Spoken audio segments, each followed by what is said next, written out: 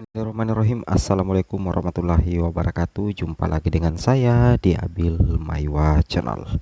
Jadi teman-teman, channel ini merupakan channel pendidikan tempat kita berbagi tentang aplikasi pendidikan, Microsoft Office, serta tips dan triks komputer. Jadi pada video kali ini teman-teman ya, kembali lagi admin akan mencoba mengupdate ya informasi terbaru seputar perkembangan P3K Guru di tahun 2023. Yang mana yang akan kami sajikan pada hari ini teman-teman ya, terkait dengan bersiap mulai 6 Desember ya 2023 sebagaimana pengumuman resmi dari Panselnas. Kemudian di sini kami sajikan final urutan resmi distribusi penempatan untuk P1, P2, P3, P4, P3K Guru 2023. Maksudnya di sini adalah urutan kategori yang diprioritaskan ya pertama kali untuk mengisi penempatan menjadi ASN P3K Guru teman-teman, sesuai dengan juknis resmi yang dikeluarkan oleh Panselnas dan Kemendikbudristek. Tapi sebelum kita lanjut teman-teman ya, bagi rekan-rekan guru yang baru pertama kali menemukan channel ini, jangan lupa tekan tombol subscribe dan aktifkan lonceng notifikasinya agar setiap hari Bapak Ibu bisa mendapatkan informasi terupdate seputar perkembangan P3K Guru. Jadi info yang kami sajikan pada hari ini teman-teman ya, disesuaikan dengan juknis P3K Guru tahun 2023 dan pengumuman-pengumuman yang dikeluarkan oleh Kemendikbudristek. Jadi dasar hukumnya kuat di situ teman-teman. Kemudian yang kedua, itu berdasarkan salah satu pertanyaan di channel ini. Seperti ini tulisannya teman-teman ya. Ada yang bertanya seperti ini.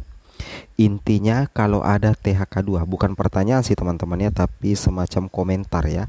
Intinya kalau ada THK2, maka yang P3 ikut ujian gak ada gunanya, terkecuali XTHK2 ada kelebihan penempatan, mereka sudah ada formasi. Intinya XTHK2 dulu terdistribusi baru masuk P2.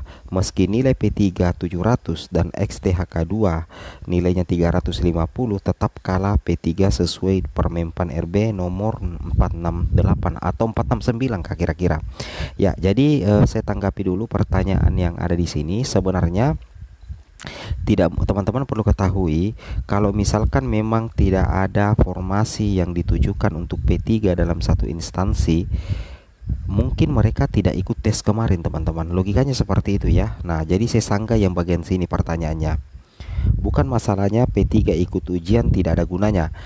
Kenapa P3 ikut ujian? Karena memang ada kebutuhan formasi yang disediakan untuk P3. Intinya seperti itu teman-teman. Jadi tidak mungkin P3 itu ikut ujian kalau memang dari dasarnya atau dari awalnya P3K Guru 2023 tidak ada formasi yang tersedia untuk P3, sekalipun formasinya itu sedikit. Logikanya saja kita pakai analisis teman-teman ya. Kita pakai logika terlebih dahulu. Tidak mungkin P2, P3 atau P4 bisa resume di portal SSCSN kemarin untuk ikut ujian apabila memang tidak ada formasi yang tersedia. Logikanya kan seperti itu. Nah, makanya sudah benar ya apa yang dikatakan bahwa untuk urutan prioritas penempatan kami sudah jelaskan berulang kali di channel ini. Itu dimulai dari P1. Nah, jika masih tersedia formasi dimulai kemudian maju ke P2. Sudah P2 itu P3, sudah P3 masuk lagi P4. Apabila masih ada P2, ada P3 misalkan memperebutkan satu formasi, sekalipun nilai P3 itu 700 sedangkan nilai P2 350, kalau misalkan dua orang ini berhadapan langsung antara P2 dan P3 memperebutkan satu formasi, maka yang tetap diangkat adalah yang P2 sekalipun nilainya 350 karena memang kalah perankingan. Itu kan kami sudah jelaskan, kalah perankingan secara urutan kategori. Memang P3 ini menang perankingan secara nilai, tapi kalah dari urutan kategori, makanya P2 tetap diangkat. Tapi yang saya sanggah di sini karena dia mengatakan seperti ini, maka yang P3 ikut ujian gak ada gunanya. P3 itu ikut ujian teman-teman karena memang ada formasinya. Ingat ya. Oke, P2, P3, P4 apabila berhasil ikut tes CAT BKN kemarin, berarti memang ada formasi yang kemungkinan besar bisa ditempati dalam satu instansi. Andaikan memang tidak ada formasi untuk P3, maka mereka itu tidak bisa resume di portal SSCSN kemarin. Mungkin muncul notifikasi seperti ini, mohon maaf Anda tidak bisa melanjutkan pendaftaran karena formasi sudah tidak tersedia lagi. Kan logikanya kan seperti itu ya. Jadi ketika misalkan P3 sanggup melakukan resume, maka otomatis ada formasi yang bisa diperebutkan sekalipun formasinya itu sedikit setelah diisi oleh P1 ataupun P2 teman-teman. Intinya kan terjadi perengkingan nilai. Apalagi P2 dan P3 itu tidak ada nilai ambang batas. Ini yang harus kalian pahami. Saya sudah paham teman-teman ya, bahwa untuk distribusi penempatan memang yang pertama itu diprioritaskan itu P1. Setelah P1 maju lagi ke P2, setelah P2 maju lagi ke P3, setelah P3 maju lagi ke P4 kalau memang masih tersedia formasi. Nah, ini yang saya patenkan teman-teman ya. Nah, di sini kita bisa melihat langsung dasarnya di mana Min? Dasarnya ada di mekanisme seleksi guru P3K 2023. Jadi admin tidak mengada-ngada dalam menjelaskan ya, karena kita berdasarkan juknis resmi. Ini jelas sekali teman-teman ya. Ini juknisnya dari Kemendikbudristek terkait dengan seleksi guru ASN P3K 2023. Teman-teman bisa lihat langsung di sini. Teman-teman bisa lihat langsung di sini. Nah, ini dia teman-teman ya. Mekanismenya seperti ini. Tunggu dulu. Oke, kita scroll dulu teman-teman ya. Nah, seperti ini mekanismenya. Ini dia. Nah, jelas sekali di sini untuk mekanisme seleksi P3K Guru tahun 2023 itu memang ada dua. Yang pertama itu penempatan dan yang kedua itu adalah seleksi menggunakan CAT. Jadi pertama kali yang diprioritaskan itu diangkat adalah pelamar prioritas. Siapakah pelamar prioritas? Itu adalah guru lulus PG. Misalkan di sini formasinya 50 teman-teman, sedangkan guru lulus PG itu 10. Maka ke 10 guru lulus PG ini apabila linear dengan formasi yang ada 50 ini, maka lulus semua karena formasi lebih banyak daripada pelamar PG. Kemudian tersisa formasi sekitar berapa teman-teman ya? Tersisa 40. Nah, 40 formasi ini akan coba diperebutkan oleh THK 2 dengan guru honorer negeri masa kerja 3 tahun yang kita kenal dengan P2 dan P3. Sepanjang ke-40 formasi ini linear dengan ijazah ataupun sertifikat pendidik dari P2 dan P3. Nah, seperti itu kan urutannya ya.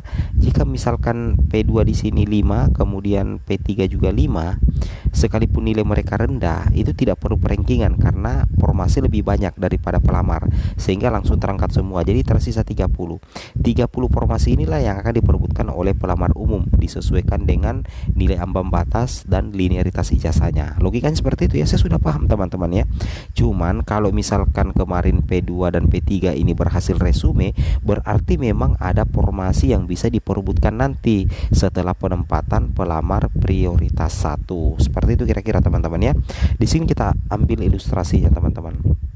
Nah, ini untuk apa namanya teman-teman ya, mekanisme seleksi menggunakan CAT ya.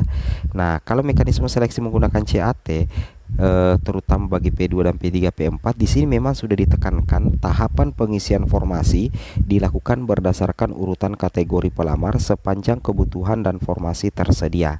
Dimulai dari THK 2, kemudian guru honorer negeri masa kerja 3 tahun ke atas, kemudian lulusan PPG dan guru non ASN. Berarti mulai dari P2, kemudian P3, kemudian P4. Ini adalah tahapan pengisian formasi bagi pelamar yang mengikuti CAT. Jadi terjadi dua perankingan. Yang pertama perankingan urutan kategori dan yang kedua adalah perankingan nilai teman-teman. Khusus P2 dan P3 keistimewaannya itu tidak dibebankan nilai ambang batas. Jadi berapapun nilai mereka dapatkan baik P2 dan P3, sepanjang formasi linearnya lebih banyak daripada pelamar linearnya, maka otomatis diakomodir semua. Dan apabila pelamar lebih banyak daripada formasi, maka akan terjadi perankingan berdasarkan urutan kategori dan berdasarkan nilai. Nah, jadi cocok yang kalian bilang tadi, bahwasanya misalkan di sini P2, P3, P4 bersaing memperebutkan satu formasi, P4 nilainya anggaplah 700, kemudian P3 juga nilainya 700, kemudian P2 nilainya 450. Siapa yang lulus? Maka yang lulus adalah P2 teman-teman, bukan karena nilainya tapi karena dia unggul dari urutan kategori pengisian formasi. Di sini tertulis THK 2. Oke, semoga bermanfaat ya. Assalamualaikum warahmatullahi wabarakatuh.